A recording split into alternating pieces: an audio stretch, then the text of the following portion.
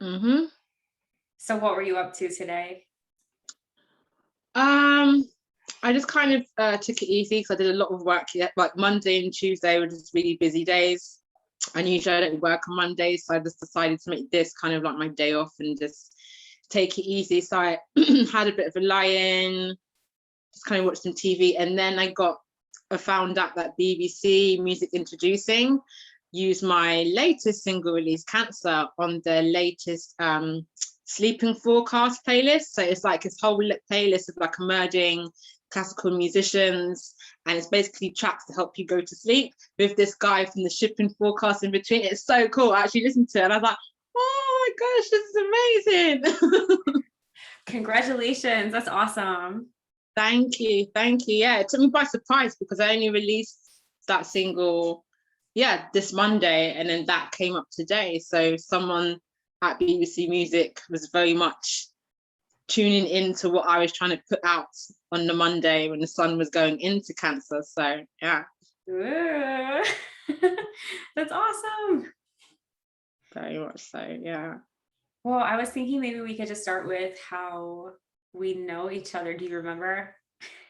Yes, it was that really, was it the crazy summer of 2018 doing the influence course? Yep, that's right. Yeah. I mean, everyone in that group was just amazing, doing their own thing. I don't think any of us kind of foresaw the seeds that we were planting at that time and how they were going to sprout and grow and harvest. And fast forward, nearly 4 years, everybody who is on that round of influence have gone on to do amazing things, whether it's for themselves, the community, their families. It's really lovely just to see some of you guys, including yourself, doing all these crazy things. I'm just like, oh. Yeah, the course is definitely great for empowering you to do your magical practice in a bigger way. Yeah, I completely agree. That was the course that made me own my SHIT, as it were. Like, stop pretending, Monefa. Now is the time to start, doing what you need to do. Start taking the necessary steps to live the life that you're meant to live and be the person that you've always meant to be. And just stop pretending. For me, the class was really eye-opening to existential kink and shadow work, because I hadn't done either of those before. And yeah. Are you still doing like shadow integration as part of your business practice? I do, yeah. I don't necessarily just strictly use existential kink, because obviously there's various ways you can explore shadow integration, but I do incorporate it into the work I do with my one-on-one clients, because I kind of explain to them there's no growth without discomfort, and part of that discomfort is getting to know your dark side and understanding why it's there, what its purpose is, how it shows up in your life. And there's many different ways you can play around that. And that's why I love astrology, because astrology can tell you what is the healthiest way that person can approach their shadow, because the same method isn't going to work for everybody. I think there's a misconception with shadow work that everybody must approach it in the same way, and if it isn't working for you, you're not doing it right. And it's like, well, actually, no, that isn't true. It's about how you approach it individually. For one person, they're going to approach it through writing or reading. Another person going to approach it through retroactive understanding of an argument they had or a conversation had. Everyone's going to approach it differently, but I do think it's necessary work for people to explore at some point in their lives. Mm-hmm. Yeah, what you were saying about the like there's no growth without the uncomfortable moments, like this coven knows that, because I always give this speech when we do our new moon intentions, that like the way that it was originally presented to me to do new moon intentions and the way that I could do it is like we could just sit down and write a lovely story, but like it's not going to happen unless you start doing some digging first. Yeah. So they always get this speech from me about so we focus on like, what do I already feel worthy of deserving, And we do this just about every month. We focus on like, what do I already readily feel worthy of deserving, being the things that are already in our lives. So it's synonymous with what you would put on your gratitude list. And so we get into that, the havingness, right? And then from there, once we're already in the havingness place, then we look at what we want to be worthy of deserving. So the things that aren't already in our life that we are manifesting for ourselves and being grateful for that. And then we write our new moon intentions. Yeah, that's beautiful. I love that. And that's such a it's a wholesome and honest approach as well, because I think some people hope that when you're working with something like the moon or Jupiter or even Neptune, all this water heavy energy, I think some people want to skip the really uncomfortable part of emotion. It's like, well, you can't, because water is emotion. It's like, the way I try and break it down for people to understand is, the creation starts with water, and then comes the fire. The fire is that spark, that temperature. So you think of like a pregnancy, the egg is fertilized, the actual temperature in the woman's body will determine if it will implant and then grow. And then once it starts growing, you need to maintain that life. And that's where air comes in. You need the air, you need the movement. And then once the air comes in and you've got the earth, there's the stability, that material structure, the food that you eat that allows you to grow and build foundations and so on. So yeah, your approach is one of the best approaches I've heard about working with the new moon, because sometimes some people romanticize it as, everything's great and you can start all these wonderful things. And it's like, well, yes, but it's going to be bringing up some other stuff as well as we go along. It's not just going to be this happy, clappy, yay, no problem situation. And I think we're led to believe that if we even make room for the possibility of things not going the way that we desire, or things going wrong, or things having a negative spin on it, that means that all things are going to be bad. And I don't think that is the case from my practice and my experience. But we've been brought up to believe that if you focus on the negative, that will create more negative.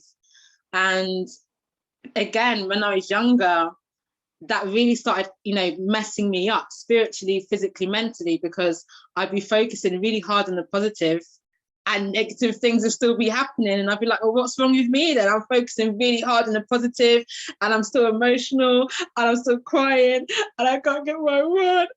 It was just like that. A lot of my early 20s was like that. So you've been practicing for a long time, it sounds like. Yeah. It's interesting because if I go back and look back from when I was little, it was always kind of there, because in our old flat when I was growing up until like 13, had this massive garden that had like sunflowers and lavender and roses and rosemary. So periodically I would pick them and go inside and tell my mum, oh look, I've made rose water for the day. And we actually would use it in baking and in a bath and things like that. And then as I became a teenager, that the Pluto in school, play my fifth house, wanted to go right in the deep end with like feet first, and that was a ride. And then there was a period where I didn't practice anything occult at all between like 14 and 19. I didn't do anything for that period. I still did music, but I didn't do any occult stuff. And then I stopped music at 18 until I was 22, and then around about that time, that's when I got back into the occult. But astrology as well, it's interesting how I got into that, because I actually got into astronomy first when I was a child. I was fascinated with the planets and I really enjoyed studying them. Like I loved it when we got taken to the planetarium, which no longer exists, which was next to Madame Tussauds. And just kind of understanding that each planet has its own sphere, its own structure, its own story, its own DNA, as it were.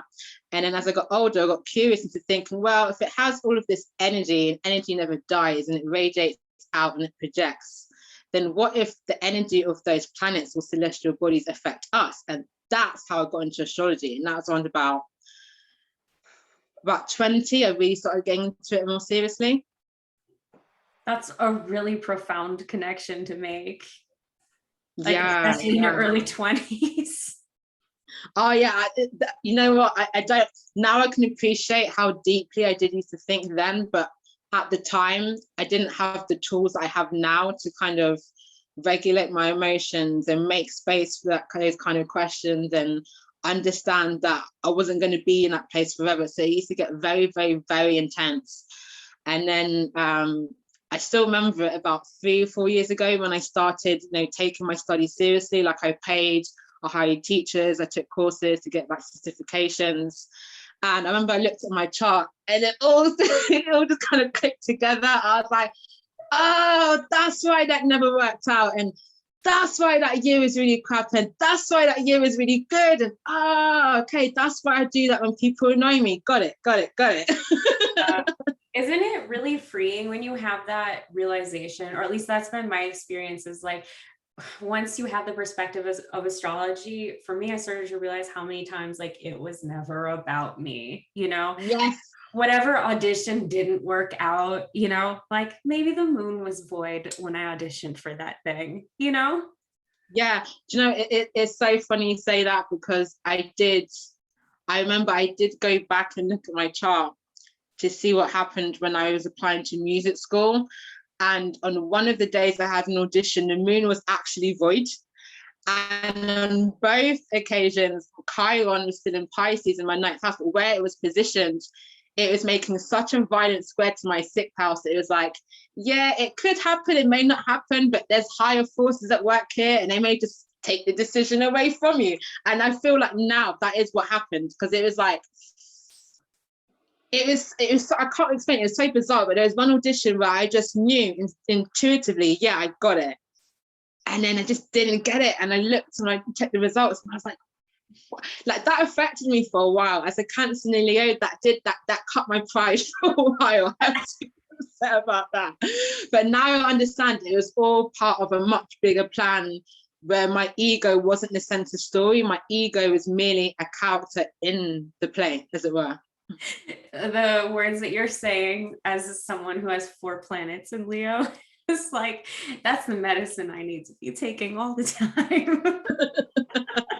I know. I think because as Leos, we are the sign of children. So we've always got a desire to approach things in a childlike manner, full of joy and play. And obviously when you're a child, you're developing the ego, and you like saying no a lot, but you want all the things. So when you're an adult and you don't get all the things as a Leo, you're like, but the cake looked really good, and I wanted the ice cream, and there's no ice cream, and I just got the cake, and Yeah, I feel like you just read me to Phil. Thank you.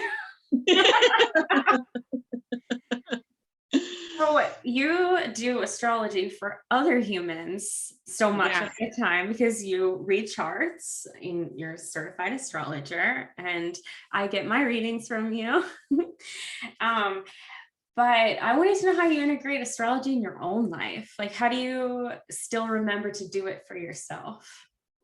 Good question. And I think I'll start by mentioning that my Saturn in Aquarius opposes 4 of my 5 planets in Leo between the 2nd and 8th house. So when you have Saturn opposing, especially like your Mercury and your Sun, there's always going to be in a room for skepticism in everything you do, because even when you approach it with the confidence of a Leo, that Saturn opposition Aquarius is like, are you sure? Check in with your higher self. Are you certain that you've got everything checked? So for me, I am not one of those astrologers that uses astrology to plan everything beforehand. I have that healthy skepticism in me, even though I practice it for other people, where I'm like, well, let's not get too dependent on this tool, Monefa. Let's just play it out, see what happens, and then check afterwards. So a lot of the time, things will happen, chaotic or not. And then after they've happened, I will go look back at the chart and I'll be like, oh, wow, astrology doesn't lie. It's all there. Like, that's exactly what that happened. That's exactly how that went down. And it happened on that day. Okay, cool. All right, this is why I love astrology. And there are some things where I would use astrology for when I am playing, like say, if there's certain launches that I'm doing for my music, or if I know that I'm traveling somewhere. You know, traveling is never smooth sailing, especially now because we're still in a pandemic. So you kind of want to check out where the friction is going to be. You know, is it going to be when you check in? Is it going to be when you land at the other end? Is it going to be someone next to you on the effing plane? Let me sorry. Yeah, that's okay. But yeah. So I think nowadays, if I know I need to definitely be prepared for some kind of obstacle, then I will use astrology to allow me to be objective about it and not get too emotive about it when I go into it. But a lot of the time, like 80% of the time, I will allow things to just happen organically, and then I will retroactively understand why it happened by going back and be like, okay, this is the date, this is the time, looking at the chart and going, oh, okay, so that's what I need to learn from that. Got it. That sounds like a very healthy approach. Yeah, and you know, the other thing I always say to people as well, it's a very, very powerful tool, like many other tools in the occult, and it's definitely not a tool that encourages complacency, because I think some people, when they hear about people that have a business that involves the intuition or involves, you know, reading patterns or, you know, understanding, you know, certain messages, they will assume that, oh, if you're reading for me, then I don't have to put any work in because what you've told me is going to happen regardless.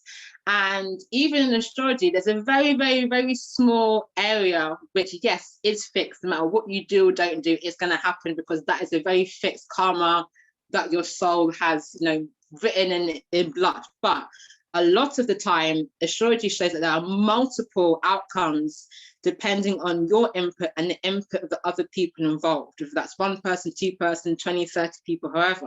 And I think some people go into an astrology reading, not their fault. I think especially if it's new to them, where they'll go in thinking, okay, they've told me all this stuff and they said this is going to happen, so I don't have to do anything. I don't have to put any input in. I can just sit back and let it happen. And then they'll come back like, oh, it didn't happen. It's like, okay, but do you remember when I said that this is going this and this is trying this, so you need to do this to make it happen? Oh yeah.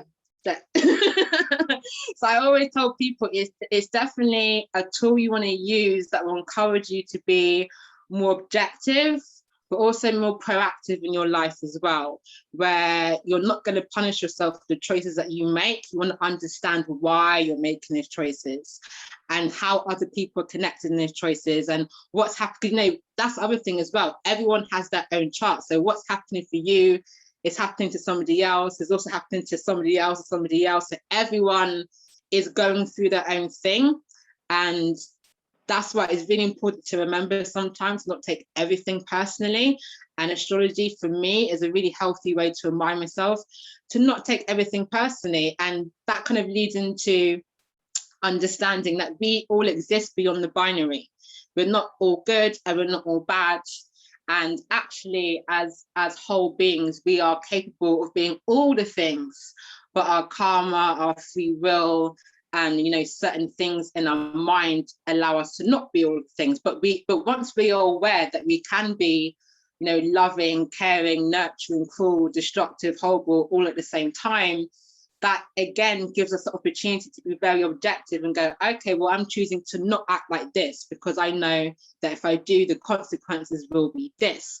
And in astrology, you know, you can look at the birth chart of somebody like like David Koresh or Adolf Hitler, and you know, if you don't understand astrology, you will assume, oh my gosh, they have that you know, they have that Gemini moon and Pluto lit.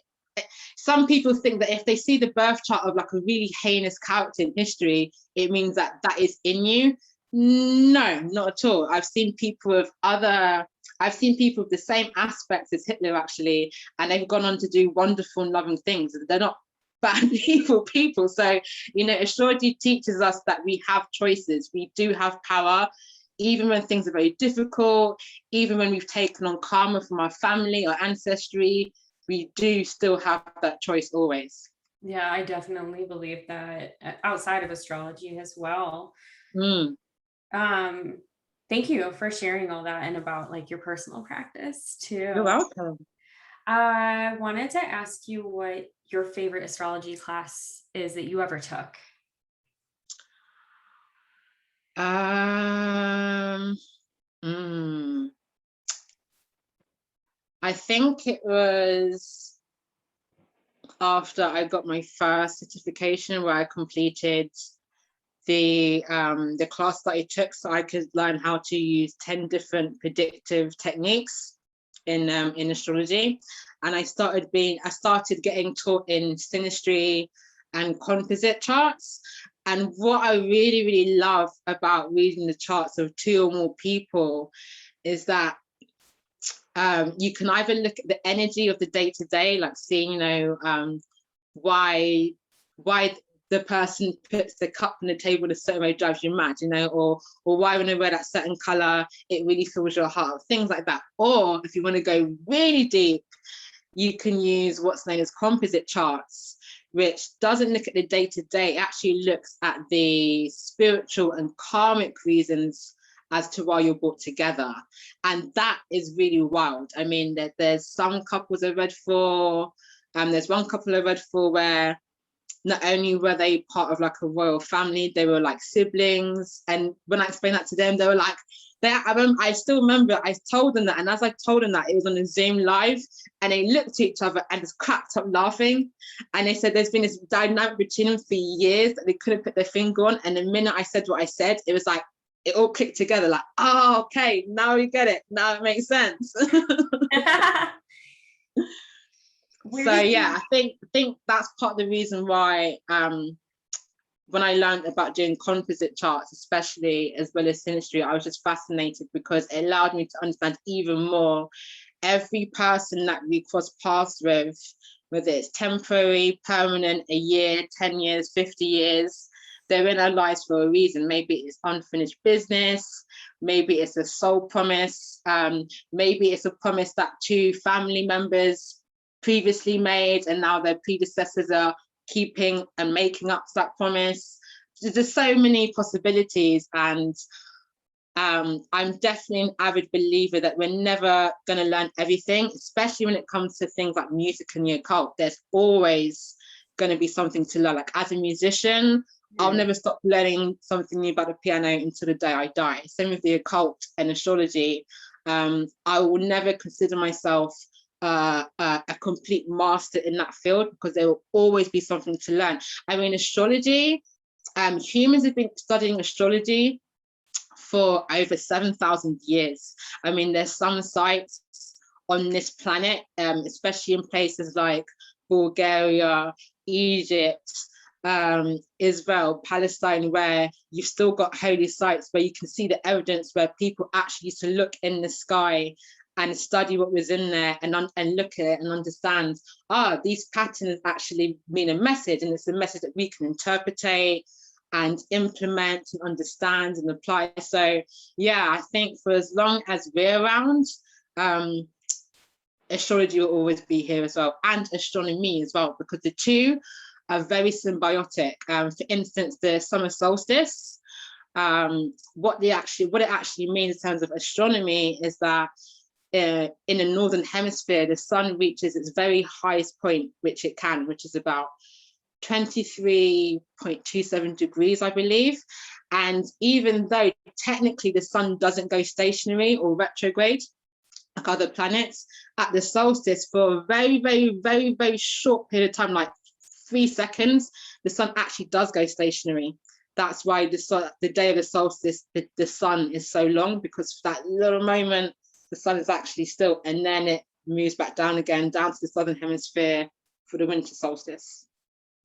So the sun will move slower through the first decan of Cancer? Mm-hmm. Got it. Yeah, which is why in astrology, it's really good for people to check the degree of their planets, because if you have a planet that is over 23 degrees, that means that the planet is out of bounds because it's gone past the maximum declination of the sun. And once it goes past the declination of the sun, you're really kind of like in no man's land where anything's possible, very unstable, very woohoo. I mean, like Frida Kahlo, she had her Mars out of bounds. I think Bjork, one of her out of bounds planets is Mercury, which you can very much see in the way she communicates through her art and music. I think Marilyn Monroe also had either I think either her Venus or her moon was out of bounds as well. And Winehouse, her moon is out of bounds as well. Yeah, I think you told me that her moon is out of bounds because mine is too, and you mentioned her as a reference. Yeah, I do like to sometimes reference other people's charts and people's readings, especially if they're quite similar. I'm like, oh yeah, so and so has that as well. Oh gosh, I'm like, so many of my planets are in those late degrees. Ruh-roh. Yeah. Oh, so where did you do your certification, and also where did you take the composite chart class? Through teachers online, because I was gonna go to the London School of Astrology, and then the teachers I consulted, they did go there for a short period of time, but what they said was they used it more as a tool to socialize and get to know other people in this field of astrology, as opposed to seeing it as a place to study hard. I'm not dissing London School of Astrology, by the way. It's a very prestigious school. I would highly recommend it if somebody does like learning in that capacity. But through understanding my charts, I now know that me sitting in a room with other people with a teacher at the front does not work for me. That's why I was really uncomfortable in school. It just doesn't work for me. I am much more the person that can learn either one-on-one or from home, where I'm in my own environment and I can feel a lot more safer and I can find it easier to concentrate and focus. And it's weird how things work out, because when I first started deciding, okay, I want to study it, I didn't have as much money that I have now. I didn't really know how I was going to come across the right teachers. And then I was looking up a music video one day on YouTube, and then I see this random astrology video in the sidebar from Lada. I know, so weird. And she's more famous than as Astrologer, astrologer.com. And she was the one that basically started me on the journey of me just learning from her, even though I didn't have any money to learn, because she had all of these videos. And then I find out later on that she's in Aquarius rising, and I thought, Saturn Aquarius rising, that makes sense. And then like a year later after that, she decided that she was going to launch an online astrology school, which is a very affordable price. And that's when money was starting to pick up. And I thought, there's something pointing here. I'm just going to go with it. And I picked it up shockingly quite quickly. And then I started reading for other people quite quickly. And then the feedback kind of freaked me out a bit, because I'm like, whoa, is the feedback usually this good? So yeah, I was very compared to how I am now, when I started, I was very unknown. Like I would send up readings and be like, oh my gosh, what are they gonna say? Is it gonna be really bad? I was really shocked at how sharp my intuition was. I didn't give it the credit that it deserved when I started. And then the more I got into Lada's courses, she introduced a new astrologer on her team. He's been doing astrology even longer than her, nearly 40 years. And he's amazing, and he's called Victor. And what I didn't find out was until after he left, because he lived in London, and then he moved back to Budapest. And it was only when he moved to Budapest I found out this whole time he lived up the road from me, like 10 minutes up the road from me.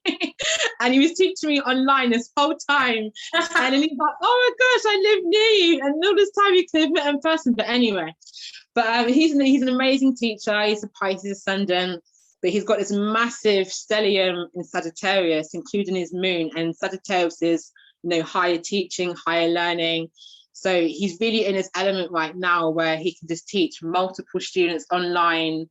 And the way he teaches is, it's really profound. It's very intuitive, because he's probably because he's a Pisces. But yeah, I'd say to anyone out there, there's more than one way to learn, and find the way that works for you, whether that's through understanding your birth chart, or just trusting intuition, or having a bit of trial and error. But I did the trial and error method, and it's worked very well for me, because I was like, I'm just going to have a go, see where it takes me. And Did I think I was going to become a full-time professional astrologer? No, but do I love it? Absolutely. It doesn't get monotonous. It never gets boring. There's always something exciting, challenging. There's nothing mundane that someone's asked me to look into. I've been like, oh, I don't want to look into. Like, I'm always fascinated to help people understand themselves and their lives. But yeah, thank you, Lada, and thank you, Victor, and thank you, Marina, as well. I need to get back in touch with her, because even though I am a professional astrologer, I'm still learning myself. And she's one of the teachers that I want to work with, because she actually knows how to do birth time rectification, which is where, if you don't know your time of birth, you can actually use certain events in your life to work out what your time of birth was from the first point of birth. Okay. Let me know when you want to practice that, because I don't have the birth time for my mother. Yeah, I will. So I don't have a way of knowing what her rising sign was, and I really want to know. Yeah, I know that's there's another really great astrologer out there called Astrology, and that was something that was really painful for her when her mum passed, bless her, because she was trying to work out what her mum's rising was before she passed on, to see, you know, what she could do to make her end of days as comfortable as possible. She did, but I remember witnessing that online and really feeling for Diarisha, because she was like, I want to know when I was rising, I don't know her birth time. And yeah, so it's something that I've wanted to look into for a while, because other people in my personal life, through the upbringing, they don't know a lot about their birth, either the origin of birth or the birth time, and they feel like it's a part of them that they feel is almost missing in a way. So just from that alone, it's definitely an area of astrology that I want to get into, just to help people more in that respect, to understand, you know, their journey, and, you know, especially for people that feel like they may be, you know, tinged with bad luck or cursed, or why do things happen to them. Like, you know, I try and use astrology in that way to make people understand, yes, these things happen to you, but it doesn't mean you deserve them to happen to you. It doesn't mean that you're a bad person. It doesn't mean that you don't have the capacity to go on and do great things that people will remember you for, even when you pass on, whenever that is. With the like with the finding the birth time, for me, the interest is like getting, astrology has been a way to like get to know my parents in retrograde, you know, since like, because they died when I was 10 months old. So it's like learning about their charts has been a way for me to get to know them a little bit. And also like seeing certain things like, oh, you know, my mother had a Scorpio moon, and like seeing that in a friend, you know, and just wondering, oh, is she here a little bit in that friend? Yeah, actually, I can say that the karma of our parents and their birth charts, actually, if you look at the charts of two people that are having a child, you can actually predict what the rising sun and moon will be of their child or children from their charts. Yeah, so our karma is really interesting. It's very mixed karma within us. We've got the karma of our soul, the karma of our parents, and the karma of our family, all mixed up into one.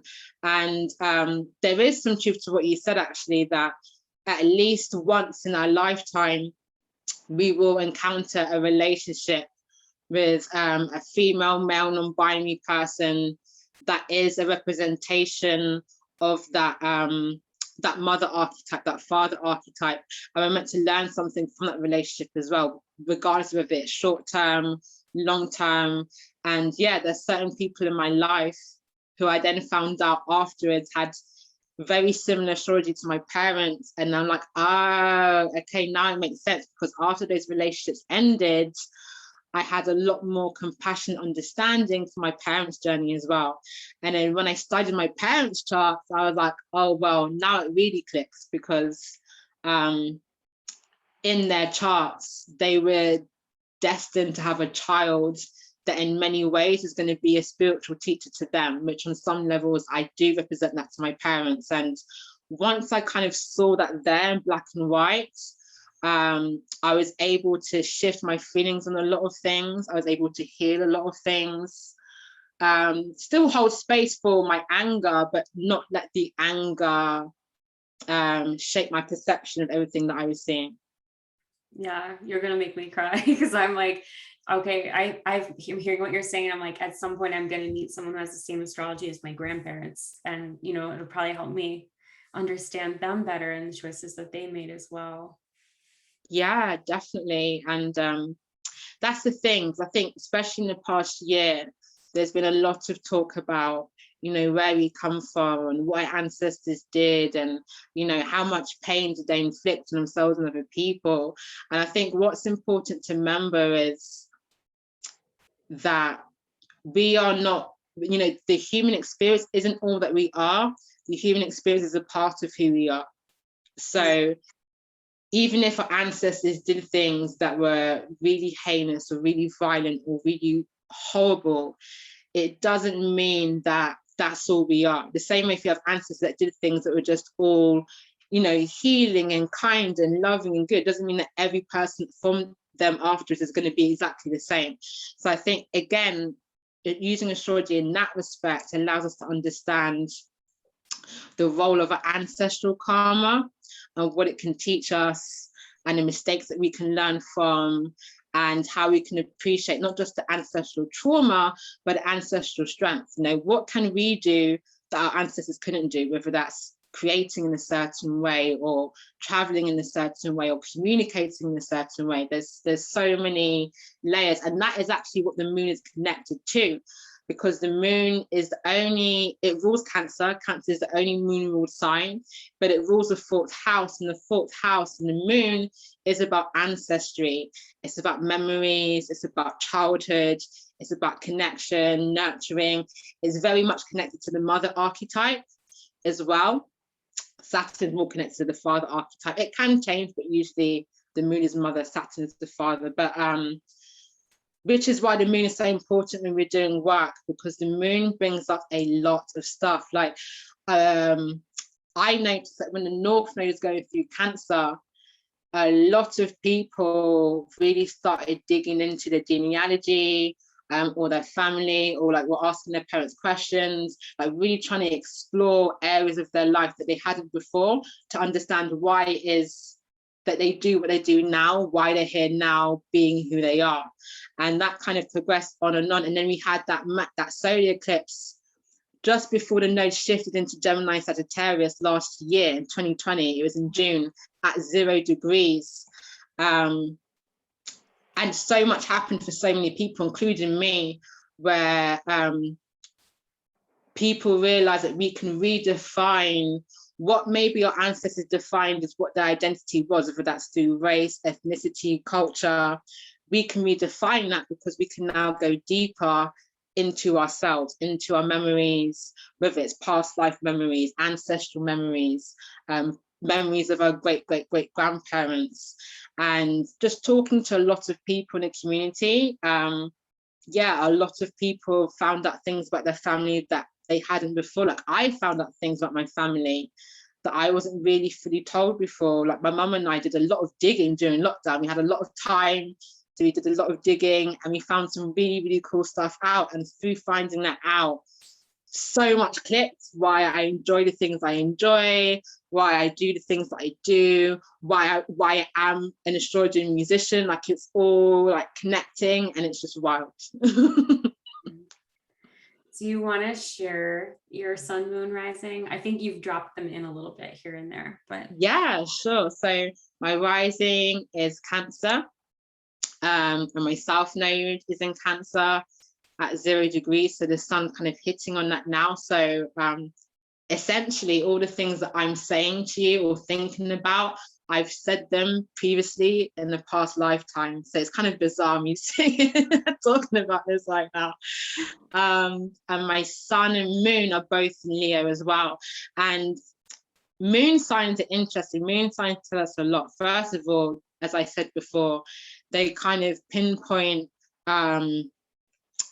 where the hidden secrets of your ancestry may lie. So if the moon is in Leo, at some point in your lineage, there was kind of a hierarchy involved, whether either somebody was in the royal family, or there was a connection to royal family, or some kind of royal lineage, but also the houses determine what your moon represents as well. And my moon in Leo is in the second house, and the second house is the Taurus house, and it's actually the house connected to heritage and music and food and art. So when I get very emotional in my feelings, as I do a lot because I'm a Cancer rising, I tend to go to where my moon is in the second house. So I will really enjoy all the good food, especially the foods connected to my culture, my heritage.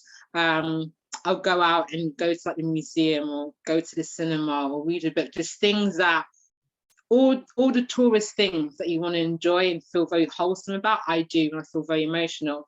And then there's people I know that have their moon, say the 7th house, for instance, and when they get very emotionally overwhelmed, they have to share with everybody else. The 7th house is the house of relationships. So when they're feeling it, everyone else has got to feel it, you know. I just had an argument with my boyfriend and I don't know, I think this is it. Like, everyone has to know what you're feeling when it's in the 7th house.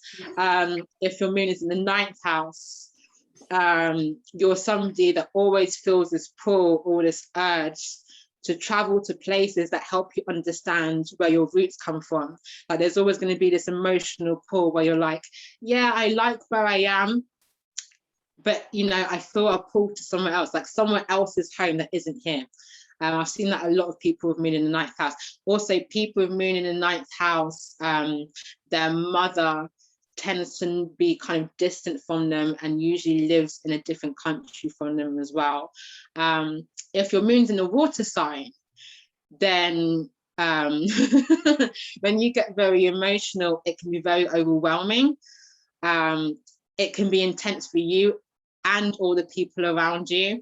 But when you really mature and understand how to regulate your emotions and be mature about your emotions, water moon people are very powerful. I mean, in my music, all the people that I've collaborated with in terms of like artwork or like music collaborations, nearly all of them have got a water moon. And you know, water has no boundaries. So when you want to create, with people that do have some water energy in their chart, because that means that when they're envisioning what you're envisioning, they haven't got any boundaries either. They're like, oh, it could go anywhere. Okay, let's roll with this.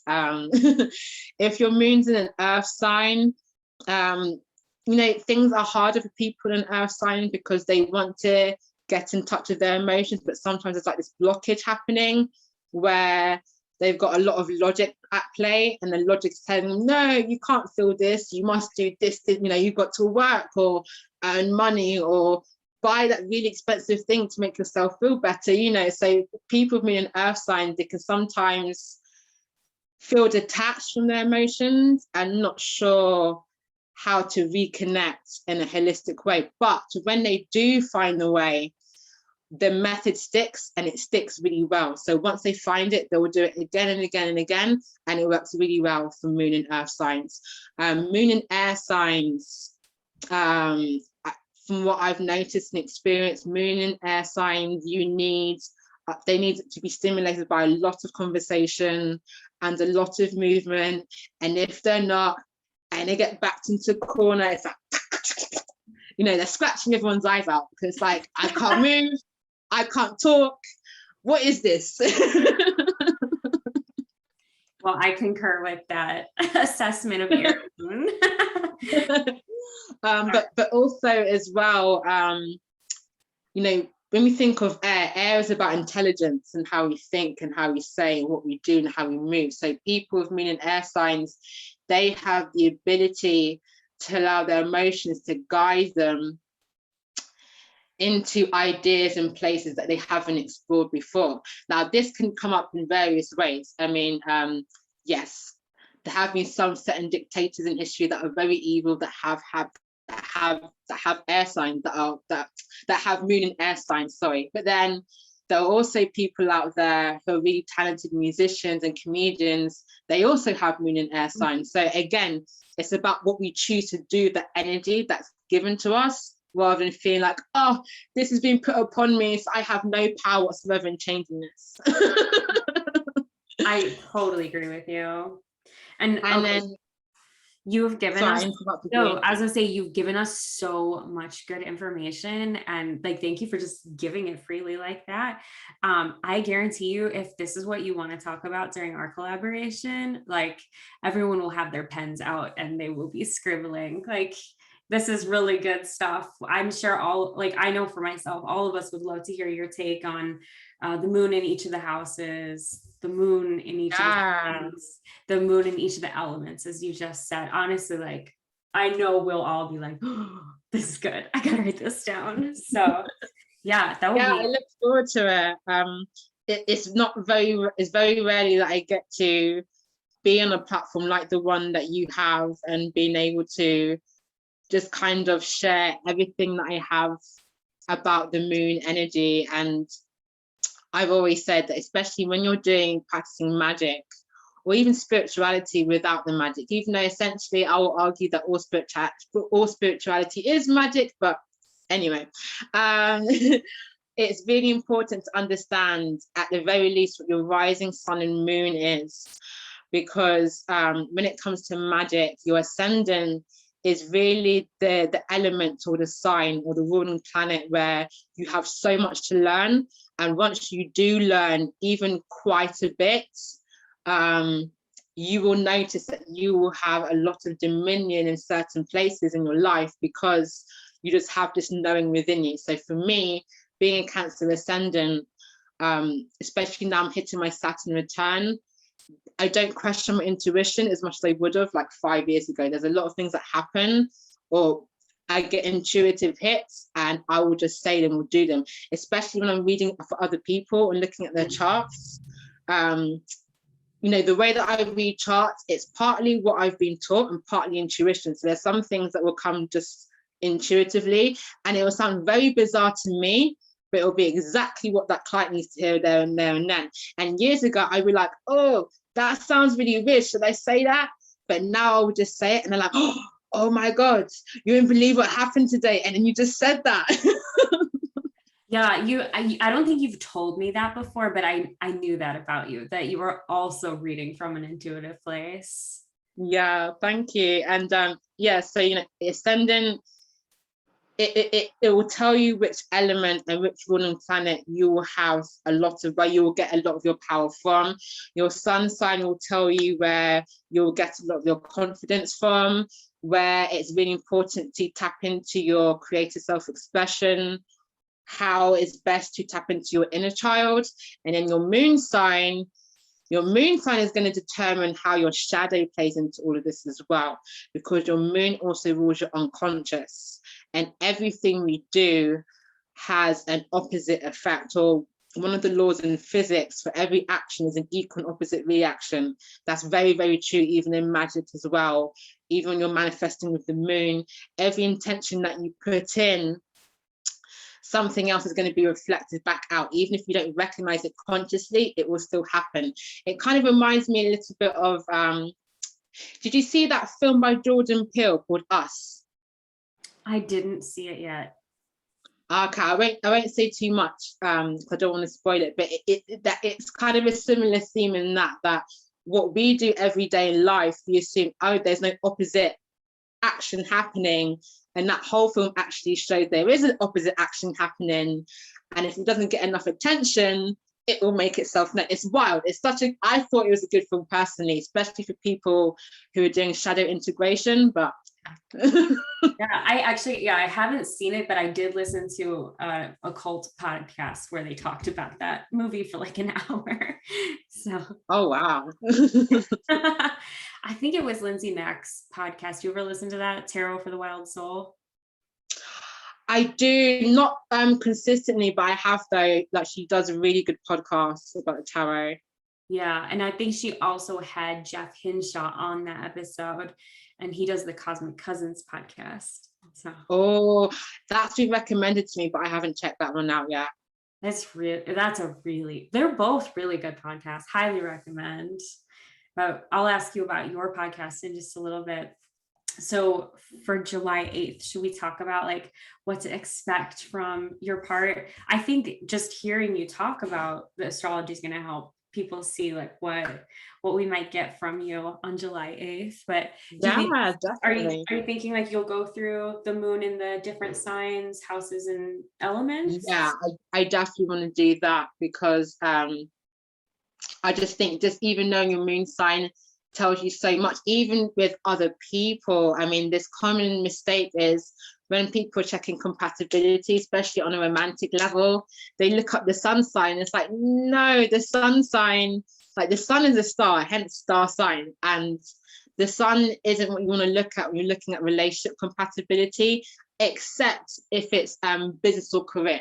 If it's business or career, then you do look at sun sign. But if you're looking at dating compatibility, sex compatibility, love compatibility, it's the moon sign. Number one, it's your emotional response, but number two, it's your subconscious as well. And both of those play very big roles in all of our relationships. So I've seen it countless times. Someone will say to me, oh, but you know, I'm a Cancer sun and he's a Virgo sun, and why we don't get on. And then they find out, you know, one's got their moon in Aquarius, other's got their moon in Scorpio. Like, hello. It's like, that's why it's not working. I was actually really into astrology in high school, and then like for a while after that too. And then I met Matt, my partner, and he's a Cancer and I'm a Leo. And I was like, I don't believe in astrology anymore. This doesn't make any sense. So I threw it away for a really long time, and then I don't even remember how I came back to it. I think just like all my occult studies just brought it together again. And astrology is my favorite of all the tools. So I'm back in it. But yeah, he's a Libra moon and I'm a Gemini moon. So there you go. Oh, no wonder. Yeah, that is a beautiful compatibility right there. Absolutely. But yeah, I agree with you. I do.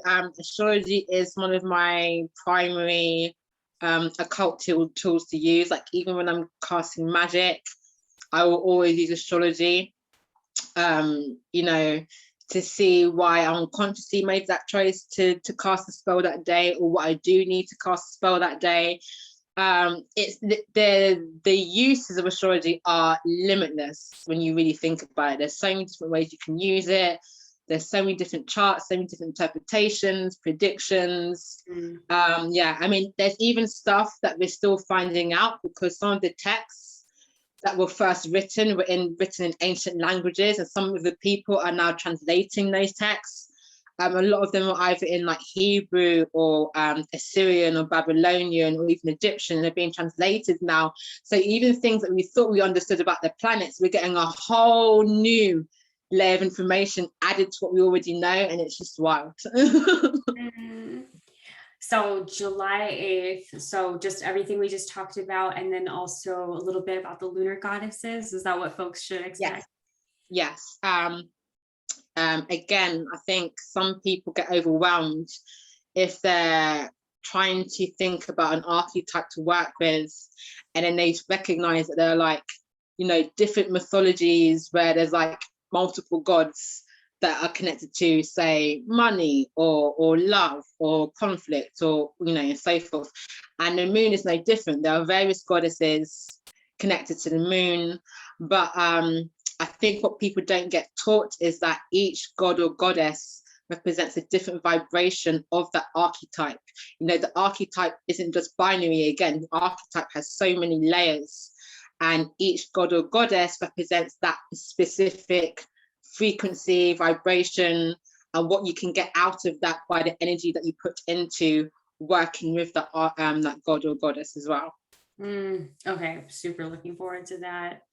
I'll just ask two like broader, more questions, and then I'll let you go. But I'm always looking for like more occult stuff to watch, listen to, etc., read, and I'm sure other people are too. So if you just want to share like what you've been watching or listening to lately, or favorite podcasts. Yeah, well, I love the Myths and Riches podcast. Amy and Risa are just amazing, and they just put up a really, really, really good episode for summer solstice. I really highly recommend that. In terms of astrology, I'm not reading any books at the moment. That's only because I'm being taught, you know, interactively online through my teachers. But I really would recommend, if you haven't already, check out Astrologer on YouTube or astrologer.com, because you know, she's an Aquarius rising, Aries Sun, Leo Moon, and her Leo Moon with Aquarius rising means that she's got other astrologers on her site, and they all approach astrology in a very unique and beautiful way. So, you know, if what she's saying doesn't resonate with you, I guarantee another astrologer on her site will resonate with you. And they all have so many things to teach you about the degrees, the fixed stars, the signs, the elements. There's a wealth of knowledge there. What else would I recommend to look at the moment as well? I can't remember the name of the author, but I have actually been reading a really good book about Judaism and magic, and Jew witches in particular, because that's something that runs in my family. And I did forget to say, actually, when you're born, in the Hebrew calendar, they actually track the sun and the moon when you're born. So every year under the Gregorian calendar, I have a different Hebrew birthday. So that's another reason why I'm very obsessed with the moon, because it's a very important part of Jewish practices as well, even the magical side. So. Yeah, I know a few people just offhand that would definitely be interested in Judaism plus magic. So yeah. Yeah, I can't remember. What is the name? What is the name of that guy? It's a really good book. I'll remember the name. I'll remember the guy's name for the July 8th. 100%. I'll make sure I remember then. But it's a really good book because there's so much that I'm learning and realizing that I was doing as a child naturally without realizing where it was coming from. So it's kind of blown my mind. I'm sure that we could write a book just about that, like the magic we didn't know we were doing. Yes. Oh my gosh. You know, even now, when I'm like out and about, and you know, you're just seeing children just exploring and being very inquisitive and doing things. I'm like, you know, I'm thinking that child is just walking magic and they don't even know it. Like the way they're picking the leaves, the way that they're just putting their hand in the mud. It's just, yeah. The rose water you were making. Yeah, exactly. I didn't even think of it. I just thought, oh, that smells nice. I'll put the two together, not realizing that there is some serious magic in that. Absolutely. Where can folks find you so they can check you out? Website, social media? You can find me on or at monefawalker.co.uk. You can find me on Bandcamp, Spotify, YouTube. If you want to find my astrology videos on YouTube, that's under my business name called Sekhmet Visions, but you can hit that on my website as well. It's all linked up on there. Instagram, you can find me under Baroque_Queen for music, or you can add me on my personal one, Mia_Abfab, but the personal one is private, so it may take longer to accept requests on that one, but don't take it personally. I just take my time there. That's good to know. And I'm glad you mentioned the music because I might not have remembered. Like I was just thinking so about the astrology. That's all right. And again, the astrology ties into that as well, because like my first album that's coming out, 2/3 of the tracks are preludes to each of the zodiac signs. And I don't want to give too much away, but the music that I already have planned for future releases, they all evolve around the planets. So I'm really excited to gradually share it all with the world over time. Oh my God, I love that you're using the word prelude with magic and the occult, like just putting those two together. I'm like, if I went to church, that's the church I'd want to be part of. Yes. I know exactly what you mean. Awesome. Okay, I think the only thing I forgot to ask you about was your add-on, the special extra offering that folks can grab through the Eventbrite link if they want with you. Do you want to talk about that? So if you know your time of birth, I will be able to let you know what house your moon is in. But if you don't, that is okay. You can still get a lot of information from your moon sign. But what I do plan to do for everyone is like a very, very short voice recording of your moon sign, what sign it's in, the element, the house, if you know your time of birth. Where's your biggest strength in your moon sign? What aspect brings your biggest challenge? and also importantly, how your moon sign plays a role in your magic unconsciously. So how does the shadow element show up in your magic work? Awesome. And then a card pull at the end, which is kind of like a message from your moon sign as well. I love that. I guess you could do that like anytime you were doing a reading for yourself, just asking like, what does the moon want me to know? Absolutely. Yes, I would recommend anyone to do that for themselves personally as well. Like, it's a good practice to get into, to keep track of what sign the moon is in every day of the week, and then see what comes up for you. Yeah, you see, exactly. Me as well. Every day. If someone saw my channel, they would be like, what? I know, I totally understand. The days when really weird things are happening, I'll remember, hold on a minute, I haven't checked the moon sign. And everyone will be like, oh, okay, that makes sense. We could talk for like another half hour about that. So I'm just gonna you could. It's so easy to talk to you. Like, I don't feel like I have to make a lot of effort or think. I don't really take that in the wrong way, but I just feel very comfortable just talking with you right now. That's such a nice compliment. I really appreciate that. Yeah. So I'm super looking forward to July 8th. We have a lot of folks in this group that are Cancer suns, actually. So, so I hope that they gift themselves this add-on as like a little birthday for them. Yes, I do as well, especially if they're getting very much in their feelings, which I know I certainly am right now. Yeah, same. Like over the last couple of days, I was like, is this what it's like to be a Cancer? I feel so moody. And I'm like, oh no, I'm just getting my period.